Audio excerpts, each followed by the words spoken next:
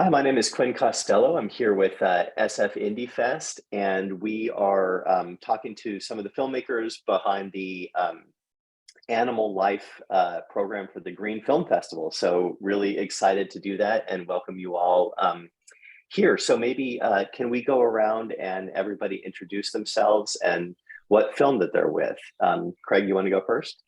Sure. My name is Craig, and I'm the director of Dipsis Speaks. It's a sort of a poetic reflection of the conflict between fauna and people, and it takes place in Ecuador in the cloud forest. Cool. Gerald?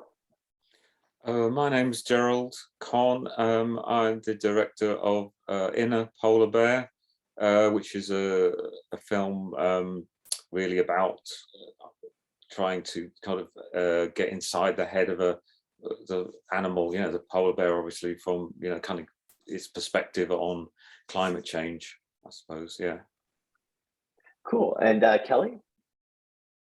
Hi, everyone. I'm Kelly Hogan. I'm a program officer with Wild Earth Allies. We're an international conservation organization based in Washington, D.C., and we partner with local groups and people around the world to protect threatened wildlife and habitats. So we produced our film, La Voz del Mar, for hawksbill turtles, and it features our partner Procosta in El Salvador, and they're protecting critically endangered hawksbill turtles. Thank you for having me. Thank you. Ricardo? Hello, everyone, and thanks for giving us the opportunity to be here tonight. My name is Ricardo, and I'm the director of the Land of Griffins, which is about the last colony of griffin vulture, the conservation efforts of the last colony in griffin vulture we have in Italy. Great. And Teresa, I see your picture, but are you with us as well?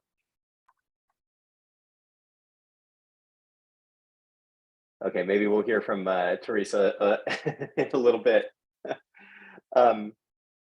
Okay, so yeah, starting with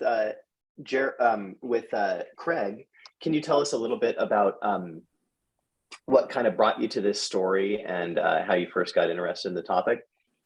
Yeah, I maybe it was my midlife crisis about 10 years ago, and I decided to buy a mountain without really knowing what I was getting. It was an area in the cloud forest I'm surrounded by cattle ranchers. I'm thinking, I'm going to buy this land and just reforest it. But in the process, discovered that there were edible plants that may have potential into the future.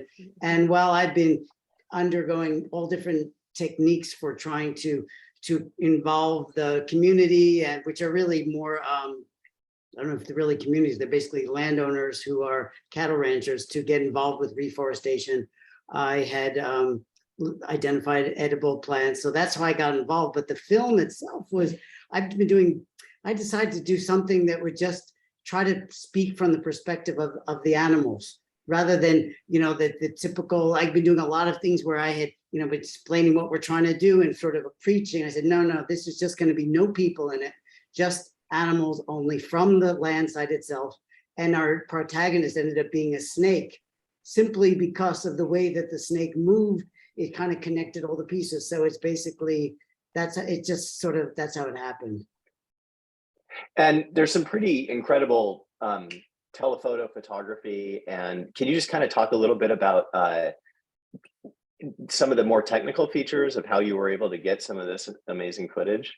Yeah, there's a combination. First, as the second half is camera traps. There's 30 camera traps on a property of 68 hectares. So we decided to separate those from the rest for the quality issue, because it just wouldn't mix. It looks nice together. The others was a very famous camera person named Jaime Culebras. Coincidentally, Culebras means snake in Spanish, and he basically used very high quality cameras, close up. Spent 5 days to get some good imagery close up on the land site. The birds were shot by another person with a distant camera with a good lens, but I couldn't tell you what lenses they are right now.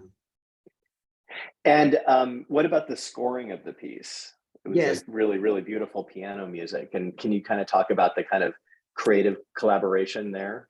Yeah, well, my son, Alexander Leon, he's a computer person, but he's trained in music composition, and he's composed the music to all my films.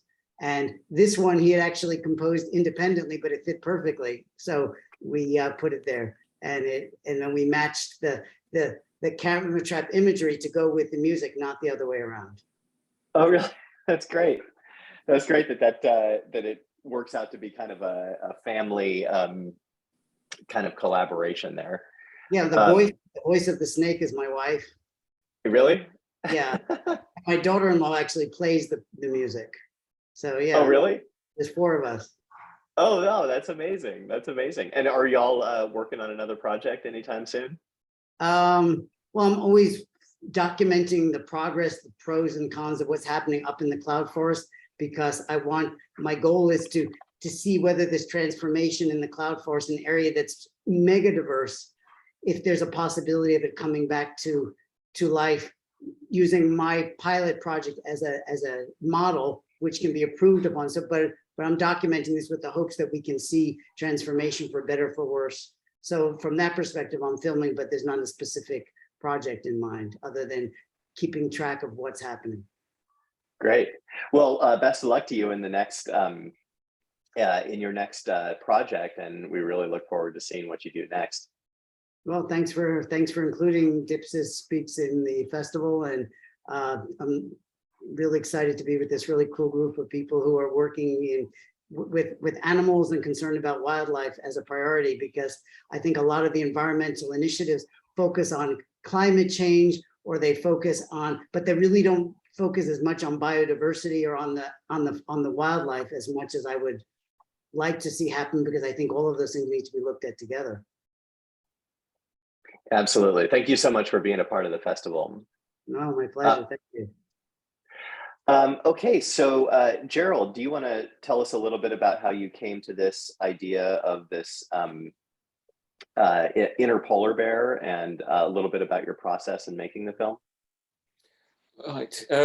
Yes. Well, I'm an animator, and I've been using this technique. It's called sand animation, and it's quite unusual, but it basically involves, there's not a lot to it. It's basically drawing in sand, and it's a stop motion technique. So you're kind of manipulating the sand, and over time, and you kind of do something like 1 second a day. So it's incredibly slow, but it's a very, it is a very sustainable technique, because basically it is a little tub of sand, and you can make a whole film with that.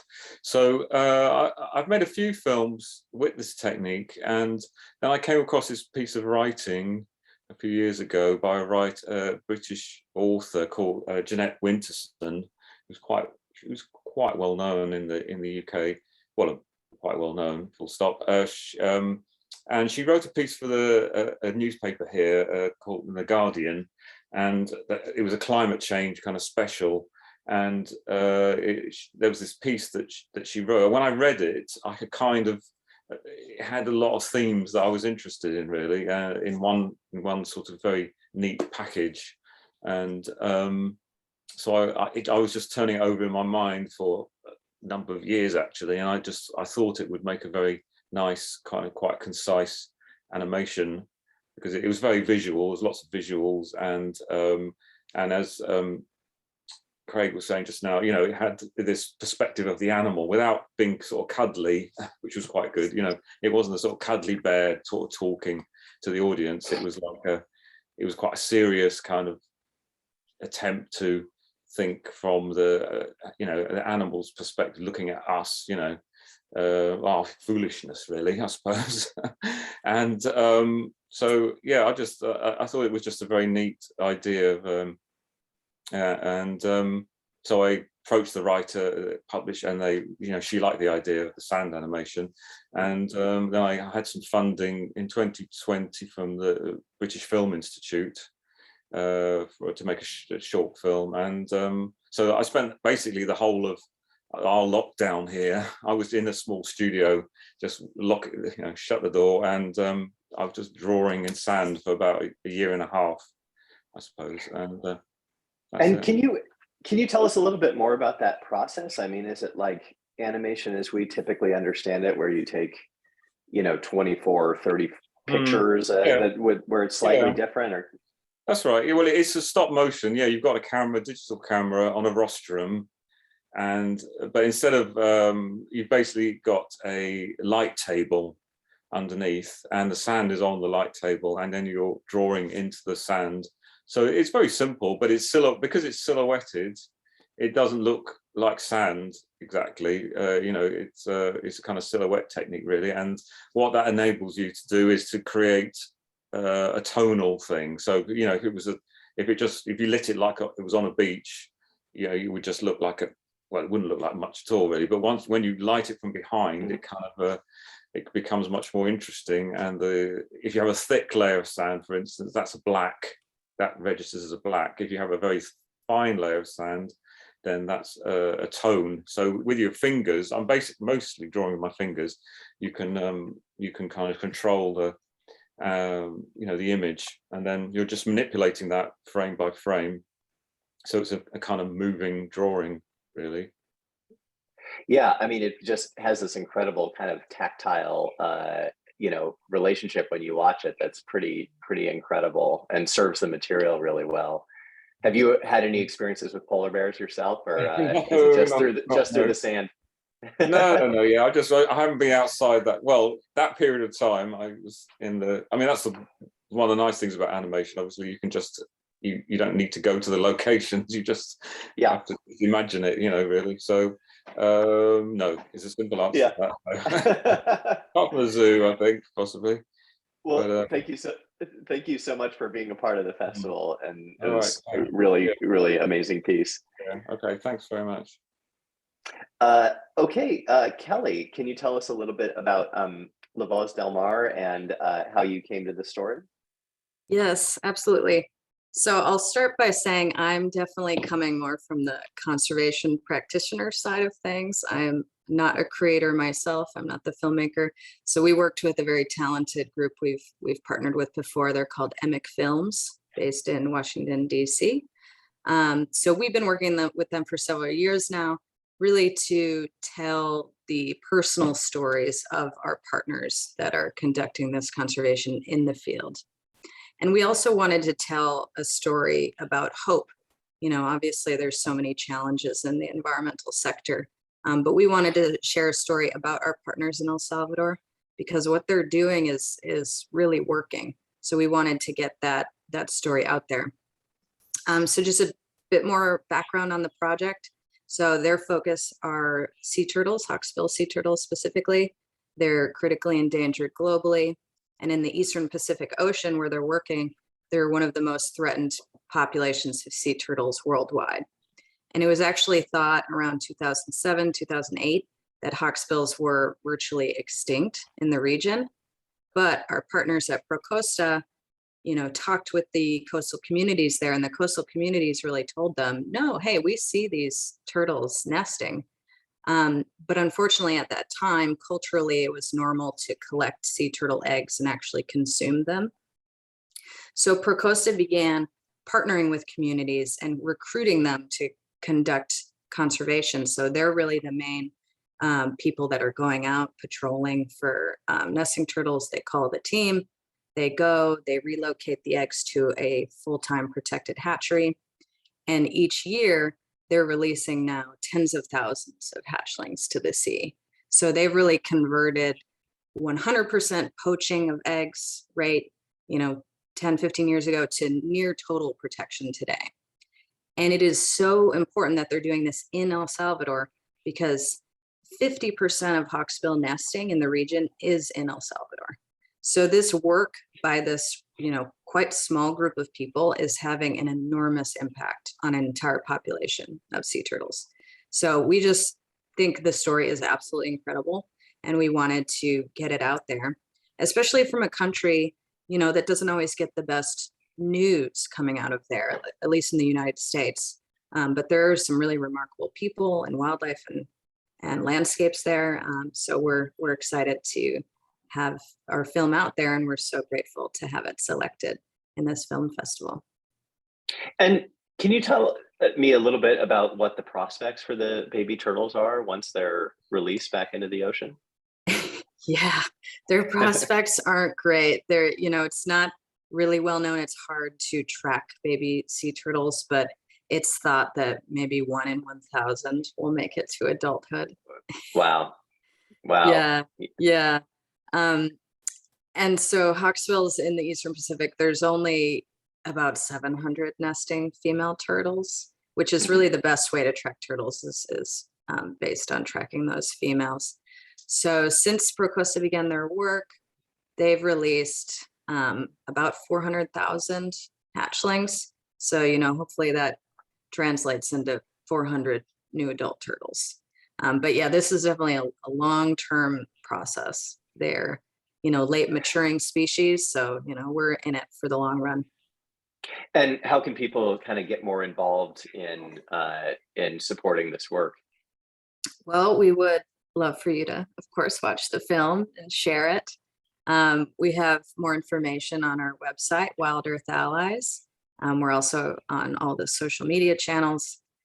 So please follow us. And then also ProCosta, they're on Facebook as well. So we would love for you to just follow along and support us that way by getting the story out. Cool. Well, thank you so much for being a part of the festival, and hope that people are able to kind of take that next step of checking out the organization and digging in a little bit more, because it's a really incredible story. Thank you so much. And Ricardo, can you kind of talk a little bit about how you came to the Land of the Griffins? Yes, for sure. The Land of Griffins is a project I did as part of my master at the National Film and Television School in the UK. And initially, I wasn't supposed to film griffon vultures, but I was supposed to go to Uganda to film chimps, because I'm very much into conservation films. But by that time, pandemic came through. And so I had to find the story closer to me, closer to Europe, where I could travel and be able to bring back with something. And so, talking with a friend, I discovered that there was this European conservation project called Life Under Griffin Wings, and that there were people struggling to trying to save the last Italian colony of griffon vultures. And as soon as I knew it, I said, oh, that's what I want to do. And I managed to get in contact with the manager.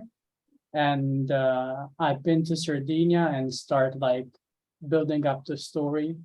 And it wasn't easy because the pandemic was there. So I've been lucky enough to travel and manage to get the film done.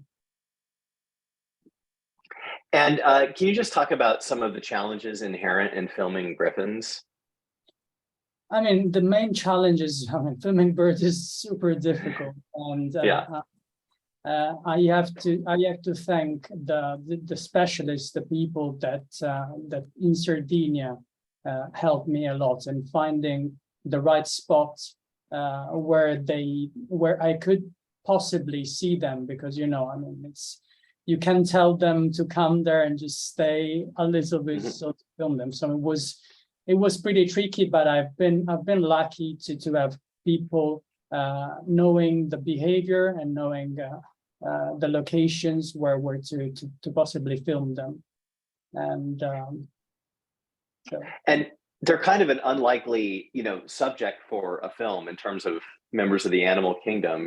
Can you kind of talk a little bit about how your kind of curiosity was piqued by these animals?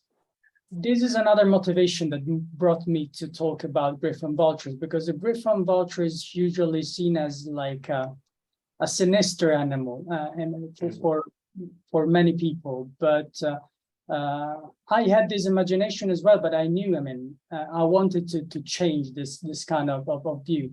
And as soon as I got there, I just realized how not just important they are for the environment, but also in a way beautiful and majestic birds they are, because with 3 meters wingspan the way they fly.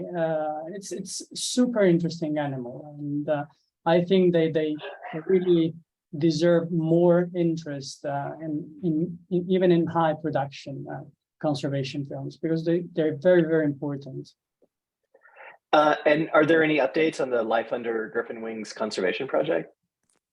Actually, the first project, Life Under Griffin Wings, went very well, because they managed in just 5 years to bring basically double the population of griffon vulture, which was secluded to this northwestern part of Sardinia.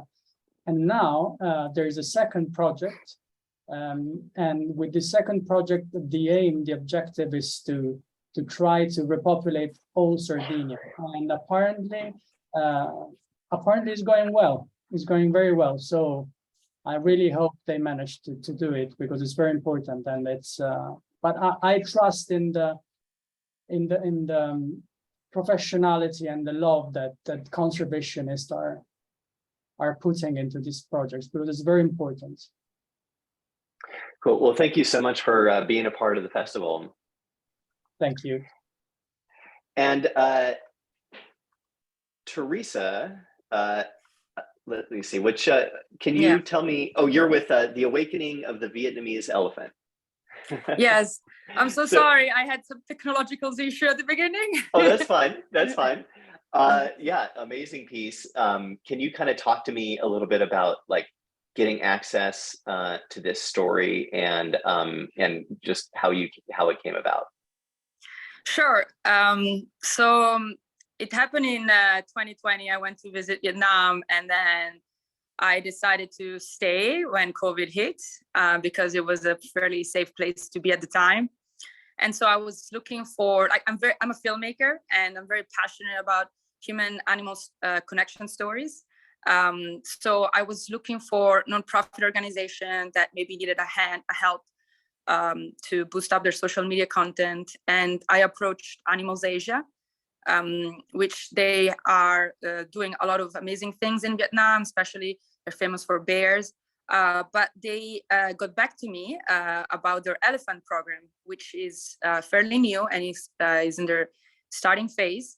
And so that's how I got access, because I had to fly to this area called Dak Lak and then go to the Yok Don National Park. So in order to film in national park in Vietnam, there is a lot of permits that you need to get. And so I was lucky enough to have their support of Animals Asia to do that.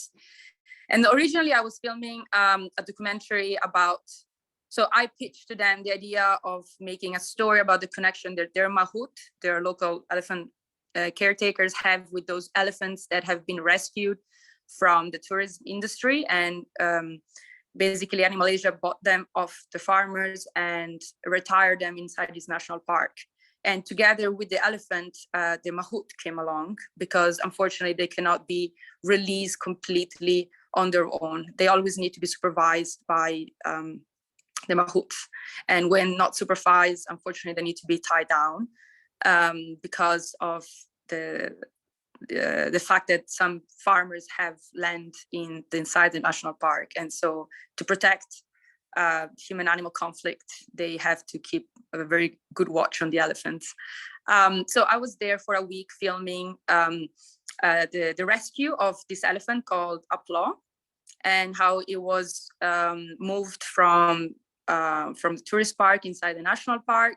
And so honestly, it was a very simple piece for them. And then on the last day that I had to go back, that I finished my work, Applaw collapsed, and it was believed that he wouldn't survive. Usually when an elephant is found in that condition, laying down on the floor, it won't stand up again.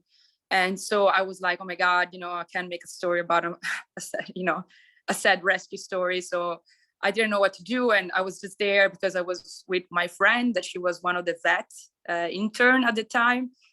So she had to run to the scene. I went with her, and I was basically filming, hoping to see a happy ending. And yeah, so this video that I made, The Awakening of the Vietnamese Elephant, it's all about this one elephant, this Applaw. on the ground, being attended by 20 over people coming from all the village, trying to push her up and get her to survive, basically. And luckily, we had a happy ending, which that's how I was able to make this short about this. And that's a very simple story about how these humans really, with their bare hands, basically, and some IV bags, managed to bring this elephant back to life. And well, if you see the film, I think you can also feel, at least I felt, that the elephant knew that there were all these people trying to help her, and especially her mahout, Nyat, which has been next to her all her life, was there and encouraging her. And I think the elephant knew. So yeah. And did you have kind of an agreement about some of the approach that you would take in terms of filming and how to kind of keep your distance, and how did you kind of keep yourself safe and the elephant safe while you were filming? Because just, I mean, some of the footage, it just feels so kind of like you were just right there, but I can tell that that you were being very kind of mindful of that. Can you just speak to that a little bit? So yeah, because I already spent a week filming these elephants, I know that even though they're used to humans, you should never, take things for granted. So I always keep a bit of a distance from the elephants, and I try to film with long lenses. But this was all a bit of a chaos situation where, I was doing handheld everything, and a few times I had to use wide lenses, and I was very close to the animal. And having said that, it's Vietnam, not many regulations over there. But yeah, I had experience working with other species. Like I was making a film about crocodiles, and even if it was captive, you always need to have some sort of be mindful. Plus, I didn't want to be in their way. But there were probably a couple of times that I was too close, but luckily nothing happened. Yeah, were there ever any close calls where the animal ever almost fell over on you or anything like that? I think jumped back in my chair a few times. I think well, I was using a macro long lens. Yeah, that's why I felt so close. But I guess just one during the night, it was very unexpected, and suddenly she collapsed, and it was very near. But and then sometimes when you are so immersed in the film, in looking through the viewfinder, you forget how close you are to the animals. But yeah, luckily nothing happened and nobody was injured, so that's good. I'm glad to hear it. And well, thank you all so much for being a part of the Green Film Festival at SF Indie Fest, and really look forward to seeing what you all do next. So anyway, thanks very much. Thank you. Thank you so much. Thank you so much. Fun. All right, bye. Bye.